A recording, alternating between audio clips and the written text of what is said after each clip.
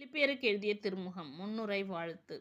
கிறிஸ்து இயேசுவோடு இணைந்து வாழ்கின்ற பிலிப்பு நகர இறைமக்கள், சபை கண்காணிப்பாளர்கள், திருத்தொண்டர்கள் அனைவருக்கும் கிறிஸ்து இயேசுவின் பணியாளர்களான பவுலும் தீமோத்தேயுவும் எழுதுவது. நம் தந்தையாம் கடவுளிடமிருந்தும் ஆண்டவராம் இயேசு கிறிஸ்துவிடமிருந்தும் உங்களுக்கு அருளும் அமைதியும் உரித்தாகுக.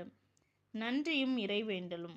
உங்களை நினைவு கூறும் பொழுதெல்லாம் என் கடவுளுக்கு நன்றி கூறுகிறேன். உங்கள் அனைவருக்காகவும் எப்பொழுதும் மகிழ்ச்சியோடு மன்றாடி வருகிறேன். ஏனெனில் தொடக்கம் முதல் இன்று வரை நீங்கள் நற்செய்தி பணியில் என்னோடு பங்கேற்று வருகிறீர்கள்.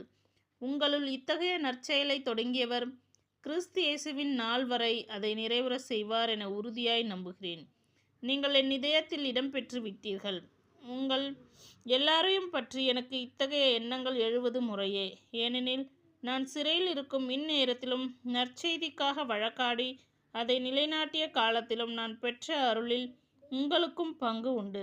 கிறிஸ்து இயேசு கொண்டிருந்த அதே பரிவுள்ளத்தோடு உங்கள் மீது எத்துணை ஏக்கமாயிருக்கிறேன் என்பதற்கு கடவுளே சாட்சி. மேலும் நீங்கள் அறிவிலும் அனைத்தையும் உய்த்துணரும் பண்பிலும் மென்மேலும் வளர்ந்து அன்பால் நிறைந்து சிறந்தவற்றையே ஏற்று செயல்படுமாறு இறைவனை வேண்டுகிறேன். கடவுளின் மாட்சிக்காகவும் புகழ்ச்சிக்காகவும் இயேசு கிறிஸ்துவின் வழியாய் நீதியின் செயல்களால் நிரம்ப பெற்று கிறிஸ்துவின் நாளுக்கென்று குற்றமற்றவர்களாக நேர்மையோடு வாழ்ந்து வர வேண்டுமென்றே இவ்வாறு செய்கிறேன். பவுலின் தன்னிலை விளக்கம். வாழ்வு என்பது கிறிஸ்துவே. சகோதர சகோதரிகளே, எனக்கு நேர்ந்தவை எல்லாம் நற்செய்தி பரப்புவதற்கு ஏதுவாயின. இதை நீங்கள் அறிய வேண்டுமென விரும்புகிறேன். ஏனெனில் கிறிஸ்துவுக்காகவே நான் சிறைப்பட்டுள்ளேன் என்பது ஆளுநர் மாளிகை காவற்படையினர் அனைவருக்கும் மற்ற யாவருக்குமே தெளிவாயிற்று. என் சிறை வாழ்வினால் சகோதரர் சகோதரிகளுள் பெரும்பாலானோர் ஆண்டவரை உறுதியாக நம்பி கடவுள் வார்த்தையை அச்சமின்றி எடுத்துரைக்க மேலும் துணிவு பெற்றிருக்கிறார்கள்.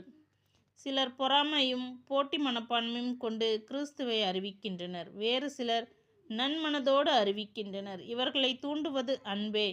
நற்செய்திக்காக குரல் கொடுக்கவே நான் நியமிக்கப்பட்டிருக்கிறேன் என இவர்கள் அறிவார்கள். மற்றவர்களோ கட்சி மனப்பான்மையால் தூண்டப்பட்டு கிறிஸ்துவை அறிவிக்கின்றனர்.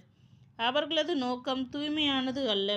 அவர்கள் என் சிறை வாழ்வின் துன்பத்தை மிகுதியாக்கவே நினைக்கின்றனர். அதனால் என்ன?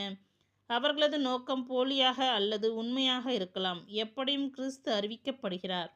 இதனால் நான் மகிழ்ச்சி அடைகிறேன். ஆம், இனியும் மகிழ்ச்சி அடைவேன். இவ்வாறு உங்கள் மன்றாட்டும் இயேசு கிறிஸ்துவினுடைய ஆவியின் துணையும் என் விடுதலைக்கு வழிவகுக்கும் என நான்